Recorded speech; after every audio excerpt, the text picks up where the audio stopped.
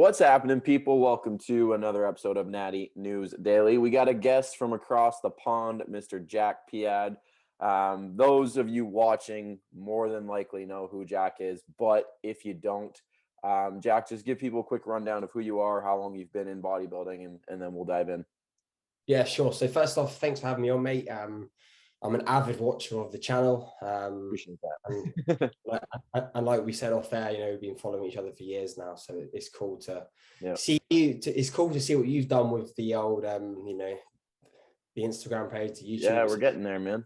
Super cool. So, yeah, I mean, obviously, like if you don't know me, my name's Jack. I've been sort of in the industry for quite a while now. I competed last in 2018.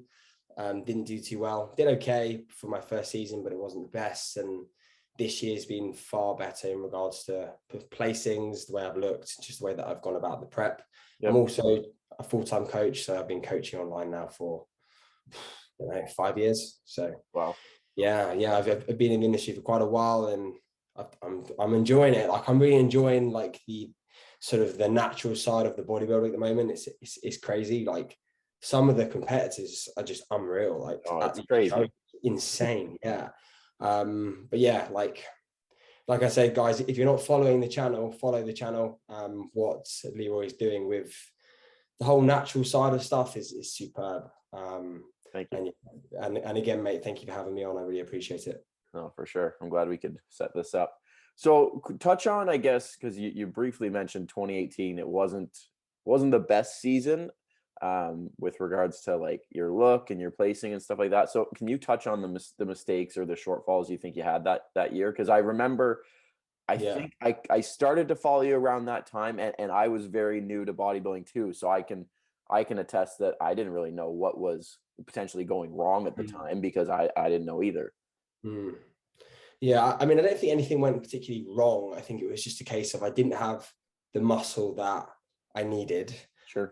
The diet was initially a mini cut that went way further than a mini cut into a contest prep that realistically shouldn't have happened. But when you're in those moments, you're just like, fuck it, I'm just gonna take it all the way there. In hindsight, was just a pathetic and poor idea from me.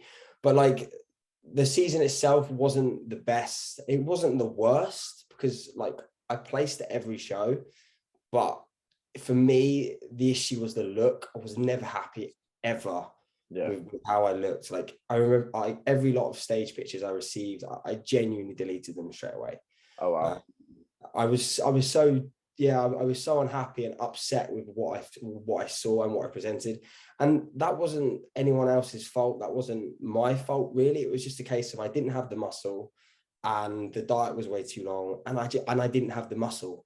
To be honest, and I just didn't have the muscle underneath the fat that I potentially thought I did have, and it ended up being a really stringy, small, soft physique that just looked horrendous in my opinion. But then again, I still placed at every show. Yeah. So it's tough, right? Because you look at it from like a placings perspective, and you're like, oh, it was a good season. But when you look at the physique, you're like, the hell was I doing? Exactly that. Like I remember the first show I did, it was the BNBF Southern, and I placed second to actually someone called Luke, who actually went on to, I think he won the overall that day. He was mad, like he was mega. Like I could have easily won that show if he didn't turn up.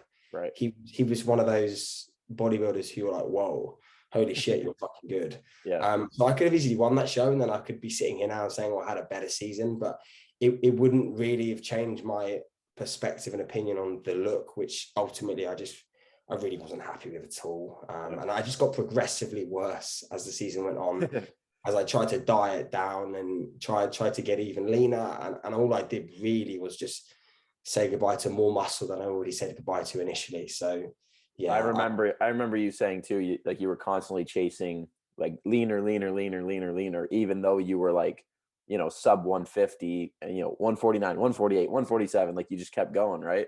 Yeah, I remember I got down to like 140, 142 or 141.8, and holy shit, the look was fucking dreadful, mate. Yeah. So bad. But I was happy though, because I was losing weight on the scale. Yeah, see, that's where it gets you, right? You start to get a little screwy. I was like, I must look better. And a lot of pictures that I proceeded to look at were dreadful. Yeah. But I was like, oh no, I'll be okay. And on stage, you just look actually worse because you can kind of get away with it in the gym lighting a little bit. You can kind of get the angles. Yeah. On stage, you can't get any angles. It's how you look is how you look. And if you don't look good, you're gonna know about it. Yeah, for sure. Yeah.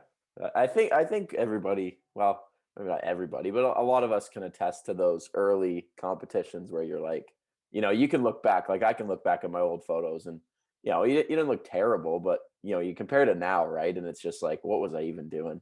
I think the standard as well changes because then yes, that is very true. I didn't really have as much experience on what looks good and what doesn't look good, and the standard then compared to now, like the standard and the caliber of people competing is completely different. Oh yeah, even the show that you just competed in, like even like the teens and stuff over there are just like nuts. Mate, the team was ridiculous. I saw him backstage and I was like, wow, like so much muscle. It's insane. It's insane. And to think what an individual like that could do in like 5 years, it's mind blowing.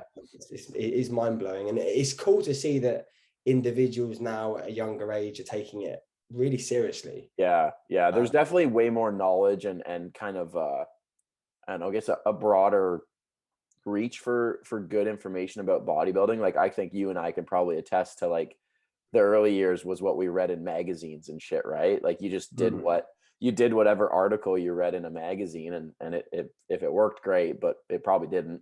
Whereas now guys have access to like information and coaches like you, for example, that you have that information that you can share, and guys at 17, 18 years old are doing what we're doing in our 20s. Yeah, it's so true, mate. Like I coach a lot of younger guys, like 19, 20, 21, 22, and they're all like on it. Yeah.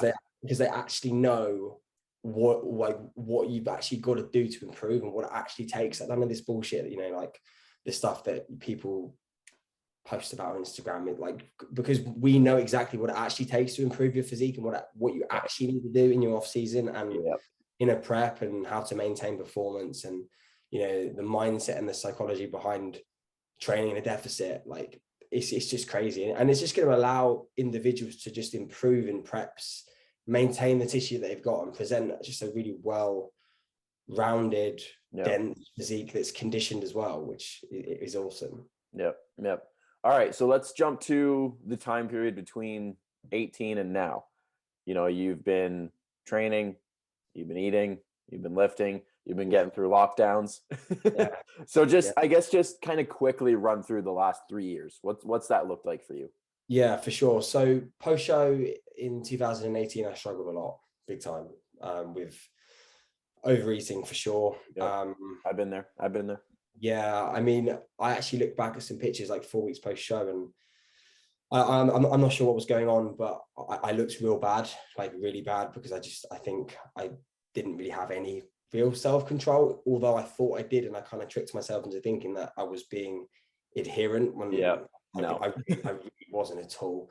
I spent the whole of 2019 pretty much gaining, with a few mini cuts here and there. I don't think that I'm 100% positive I didn't maximize that year in terms of building muscle, because that was a year where I was really starting to get crazy busy with coaching. I remember going to like Body Power and having like 5 clients at Body Power competing, and I just didn't have any management skills really regarding myself and my stresses. So I was like, I don't care about my training and my nutrition right now. All I care about is my clients. Yeah, that's tough for sure. Yeah. I can feel that, and I think anybody who's like coached, multiple athletes for a show, for example, like when you're trying to get multiple guys ready, and then you got to like eat a meal or two in that time period, it's hard to just be like, give me a sec, guys, eat, because you feel guilty about it, I find.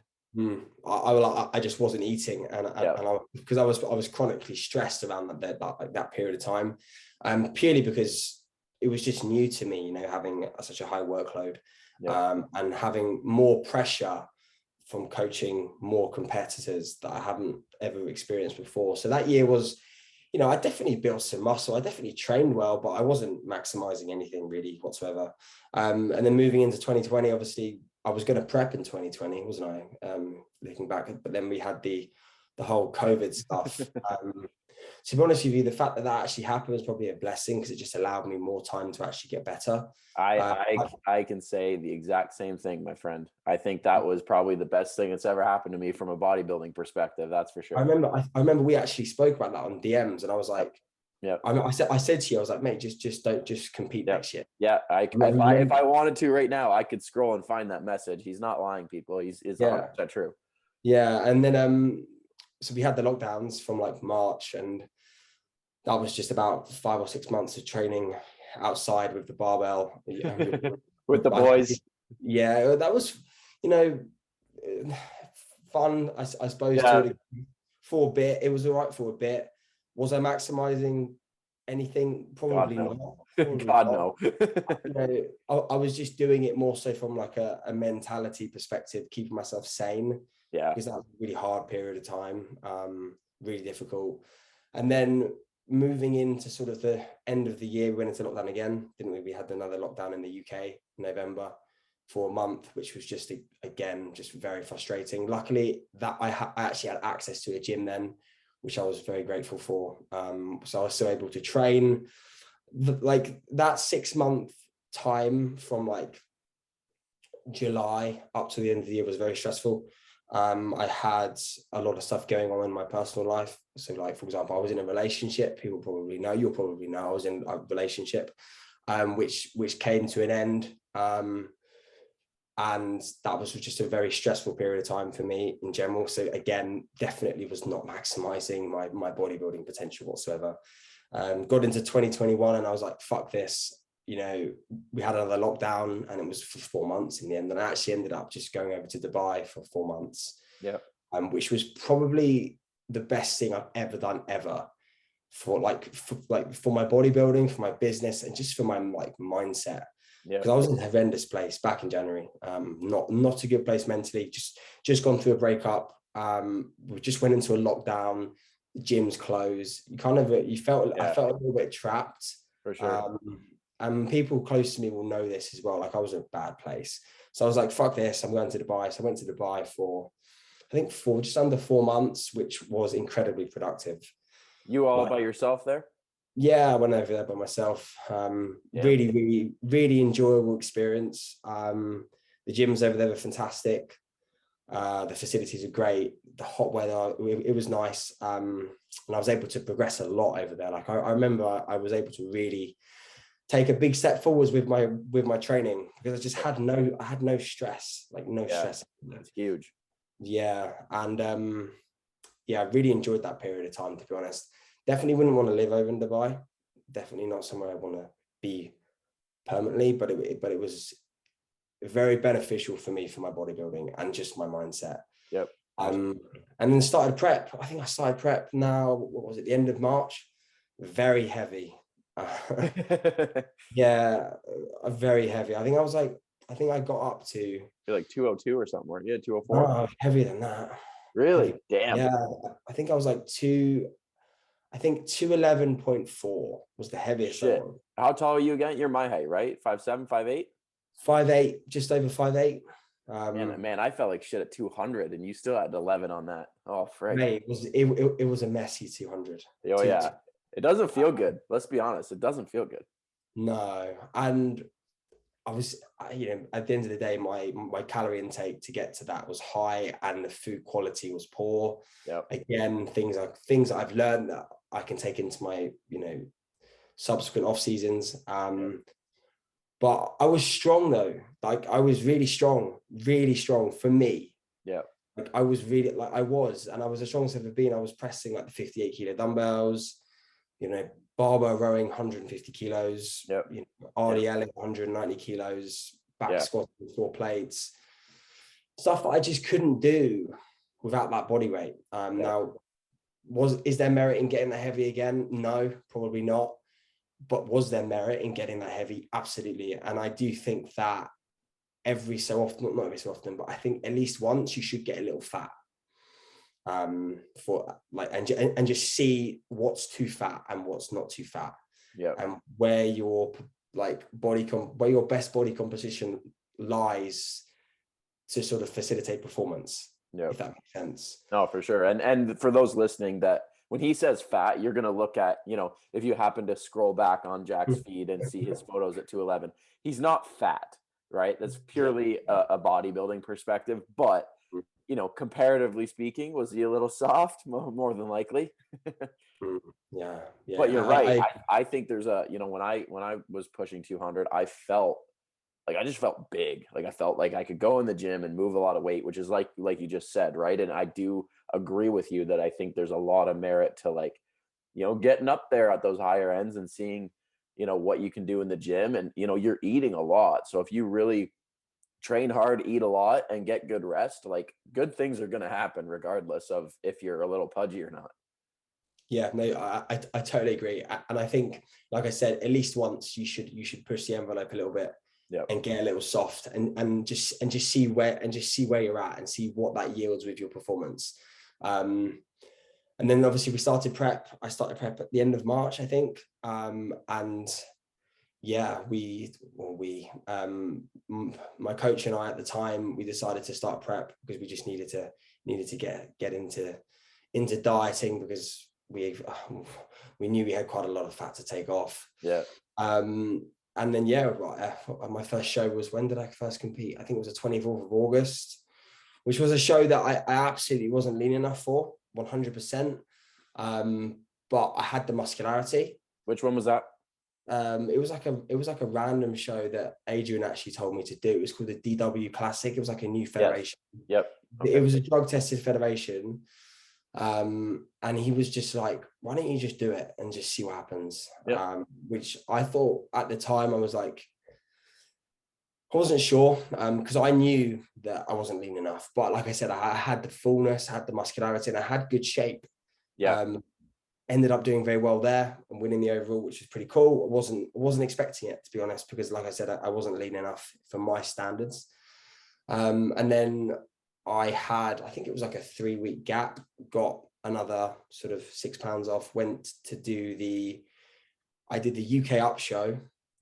In, where was that again? Milton Keynes, I think. And I came third, which was not good. I was not happy with that at all. Yeah, that one bugged you. I remember. Yeah, it pissed me off. Yeah, it pissed me off. No, I'm not gonna like slate like judges and stuff, because it's just bullshit. But like, I don't really think I was third personally. Other people didn't. But it is what it is. It's a bodybuilding show. It's, you know, it's subjective and whatever. You know, I was competing against people who were assisted anyway. Not that that's an excuse, but I don't think I was third. But again, I looked pretty good there. I was happy with how I looked. Like, I was happy with what I presented. And then we drove over to the where did I go then? I went up to Liverpool the next day, which was stressful as hell. I went up to Liverpool with my client and I did the BNBF show. That after the UK Up, I wasn't actually going to do. I was sitting there with Adrian, and we were like, what do we do? Do we wrap it up? Do we finish the season? Do we continue? And he was like, mate, just go and do it. And I was like, okay. So we went and did it. So I went and did it, ended up winning, which I was very happy with. Again, fullness, muscularity was fantastic for me. Easily the biggest I've ever been on stage, 100%. Was I lean enough? Do you recall your body weight at that one? I think I was 166.4. I think so. I was like 5 pounds lighter from the previous show. And I wasn't lean enough again. I know that, but I still won. So I was absolutely over the moon. Like, I wasn't lean enough, and I got post show feedback from the judges, the people from Vicky, one of the people who owns the BNBF, and she's awesome. And she was like, it's there. The muscle's there, the shape's there. You've just got to bring it in for the finals. And I was like, I knew that. But I was happy. I was happy with the muscularity that I presented. And I remember speaking to Keefe afterwards, and he was like, mate, you're miles better. You posed perfectly. just like take it off, take it all off, and you'll be competitive. So that was fun. That was fun. Yeah. And then we had, well, mate, oh wow, holy shit! And here we are. Yeah, man. Then we had the last 6 weeks, which was savage. Do you want to ask me any questions after that information I've given you? Is there anything you want to ask? You might be. Oh yeah, actually, yes. So someone asked, like, because you were posting, not being shy about that you were feeling like death. So someone asked, like, what was your caloric intake and your expenditure during the last couple of weeks? What, last couple of weeks for the show I've just done? Yeah. Wow. Okay. Yeah, for sure. So after the BNBF, we had 6 weeks. Yep. I wasn't sure if I was going to do it, and then I decided to do it. The first 2 weeks, my body weight really didn't do anything. It didn't move at all. I remember we got to like 165.8, and we were like, okay, we have 4 weeks here. we like, me and Adrian knew that we were not going to win a British title as a middleweight, and it wasn't going to happen this year. I haven't got enough muscle to do it. We got to 3 weeks out, my weight wasn't even moving still, which was really stressful, to be honest. I don't know why that was. So knowing that you were 149, correct? I was 149.2. So you just said 165 at 3 weeks out, and you're 149 at the show. I know this is going to be nasty. Continue. yeah. It really was, to be honest. I'm not going to lie. So my calories at this point were already low, mate, to be honest. They were below 2,000 every day. Yep. My cardio was, I think it was 4 times a week at 45 minutes. 4 times a week at 30 minutes. And I was doing like 15K steps. Sure. So I was just under 2,000, 1,800. And then we managed to pull down without any adjustments from like 3 weeks out. We were about, I think I was about 162 pounds. And then it was about 19 days out, and me and Adrian obviously converse every day, and I was checking in daily, and he was like, mate, you need to check in every day. I need pictures, I need your body weight, and we need to communicate every day. And from there, it was daily manipulations from Adrian. So I got, this is kind of fucked up, but I'm going to go into it because I think people will find it quite interesting. For sure. Yeah, you gotta know, man. This shit's not easy. Yeah, I mean, my low days were down to about 50 to 75 grams of carbs. Protein was about 150, and fats were around about 30 from about 19 days out. I think off the top of my head, that's about 1,100, 1,200 calories. I wasn't really focusing on the calories at all. I was just letting Adrian give me the numbers, and I was like, mate, just tell me what to do and I'll do it. I wasn't looking at the calories at all, because I had like a meal plan that I was just following. Cardio was up to every day at sort of 45 minutes daily.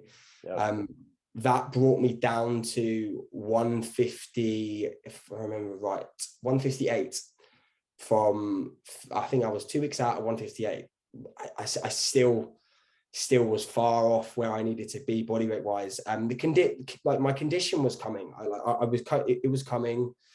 I was posing every day after sessions, posing every morning, and it was coming for sure. But my body weight wasn't where we needed it. And we were 2 weeks out, about 12 days out. Calories dipped, I believe, just below 1,000 a day. Wow. Cardio was two times per day. Holy shit, man. And steps were 15 to 20,000 a day. And they were savage days.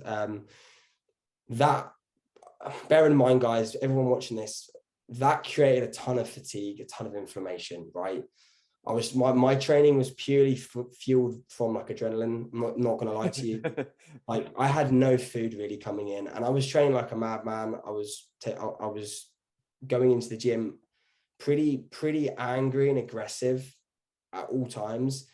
I've had a lot of questions about how we were able to maintain your strength, and I think a lot of that was just psychological. Because I knew that I could take my calories low, and I could still maintain my muscle, maintain the muscle mass I had, if I could still train hard and stay strong, which I was able to do.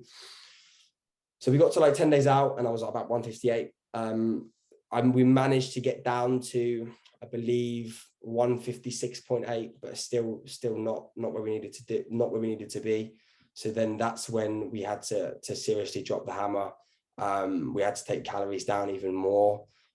So yeah, bear in mind, guys, no refeeds here at all, just pretty much sub 1,000 calories a day. There was no time for refeeds. Training was very hard, very, very difficult. Cardio was incredibly high. Steps were incredibly high. Stress was incredibly high. Yeah. So I think we got to a week out, and I was about got to a week out, I was like 155.8. That's still miles off the mark. We started to introduce daily saunas. Oh man, messed up, to be honest. And I'm going to be honest, completely honest and transparent. So we were having a sauna in the morning with 45 minutes of fasted CV. Jesus. Yeah, which pulled me down into the 155s. Again, checking in daily. Pictures are actually still getting better. I was still getting harder daily, which was interesting, that I was still able to maintain the density that I was able to maintain. I put that down to just my performance. I was still training well. But again, nowhere near where we needed to be bodyweight wise. So what we had to do was we had to actually start loading water from 5 days out, 6 days out. We went up to we started off about 8 liters. So we did like 8 liters, 10 liters, 12 liters. Yeah, so we had to load water. And then from a day, 2 days out, we pulled, no, not 2 days, about 1.5 days out, we pulled fluid. I think it was about 3:30, 2 days, a day and a half out, and we loaded on vitamin C. So we tapered water, basically. We tapered water up, and then we started to pull water from the subsequent day. So we just did like 6 liters. So we basically halved it, and we did 6 liters, and then we did like a gram of vitamin C per every 2 liters, and then I was able to actually drop from that about 7 pounds, 8 pounds. I didn't have any food for almost the whole day. And I didn't drink any water for about 20 hours, 21, 22 hours. I woke up on show day.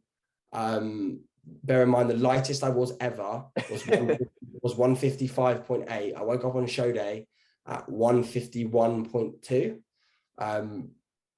And this was at like 5 a.m. and we still knew that we still knew that potentially there was still work to do. We still had to pull more body weight off.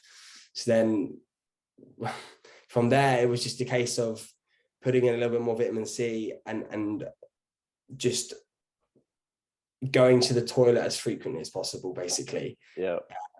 And I was able to weigh in at 68 kilos, which was 149. What I weighed in, which was about 0.4 below the cutoff as a lightweight, which was, I can't even describe to you how savage that was. I genuinely can't describe to you.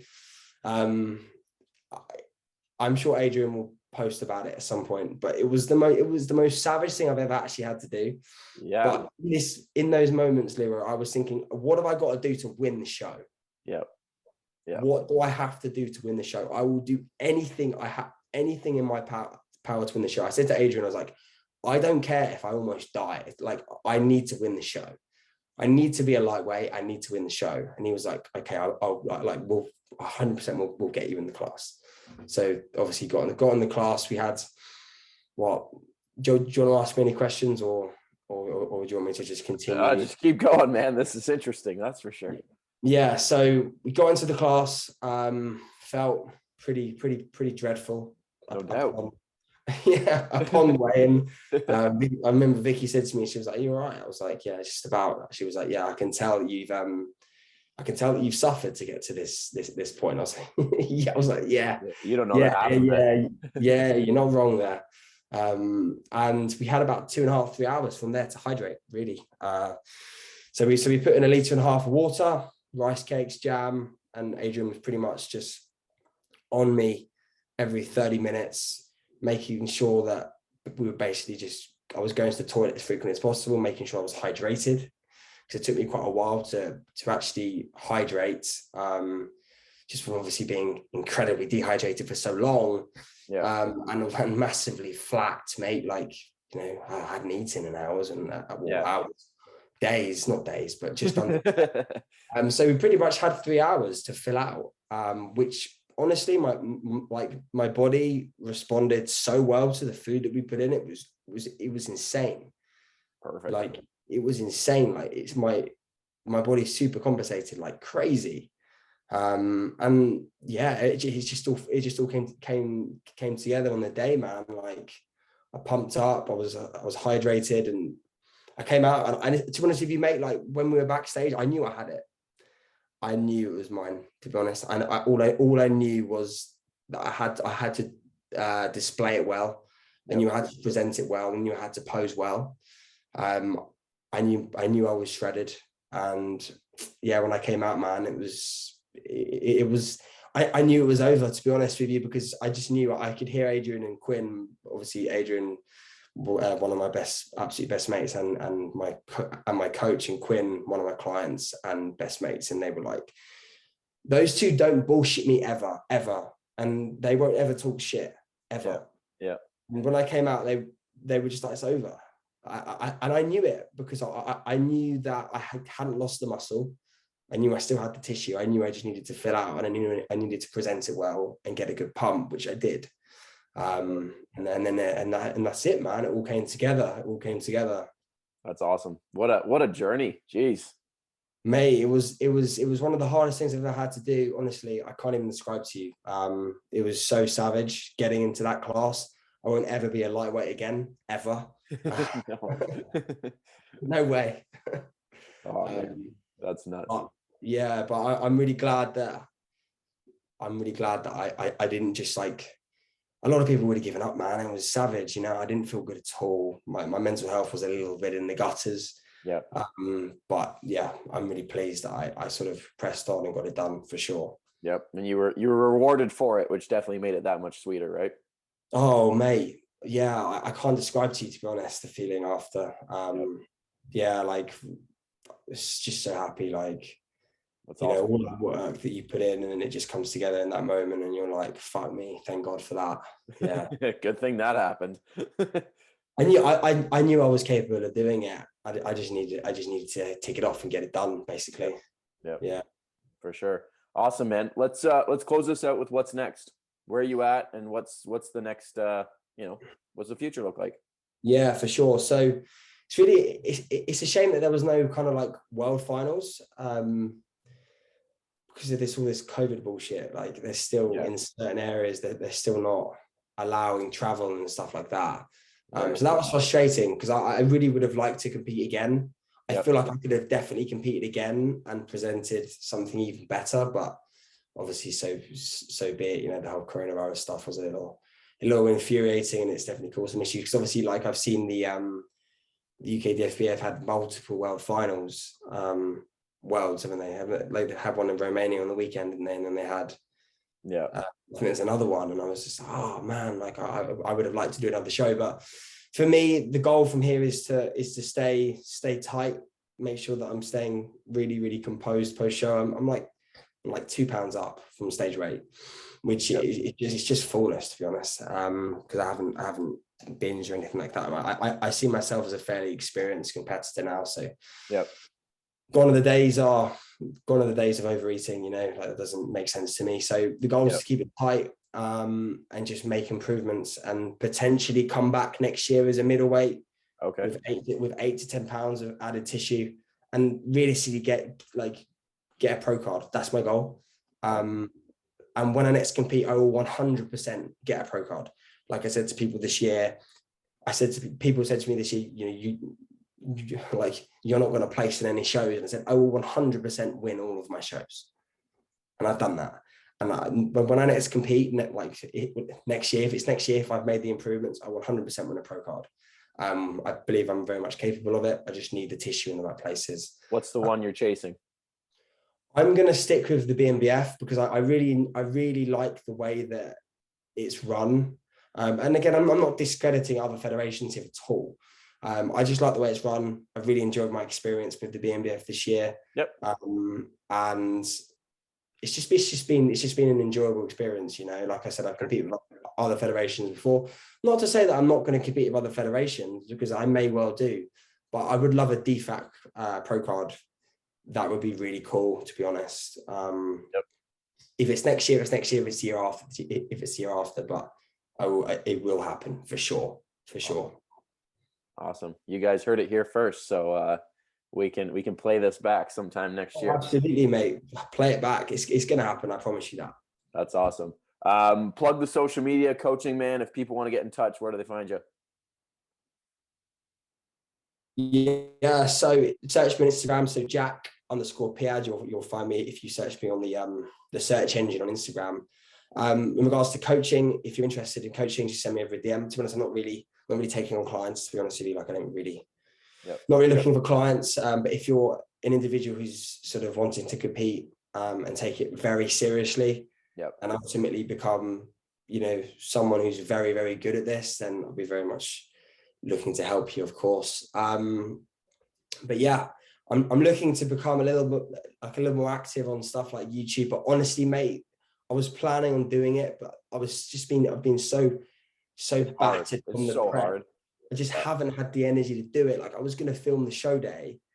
Mate, I just couldn't fathom having to talk to a camera when I genuinely couldn't even fucking do anything. Think, even communicate with like people close to me. I just couldn't do it. So if you want to follow me on my socials, do it. You know, I'm going to try and document as much as I can on there regarding sort of where I'm at and the process, and just make sure that I'm keeping the off season, you know, very transparent as well as always. But yeah, if anyone has any questions regarding my prep, or if you want to ask me anything, then just feel free to send me over a DM, and I'll be happy to answer anything you have to ask. Perfect. All right, guys, if you enjoyed this episode with Jack, give it a like. Don't forget to subscribe, and don't forget to follow him on social media. Support him on this journey. And again, we will be watching for next year, and hopefully bring home that pro card. So thanks again, guys, and we'll see you guys in the next one.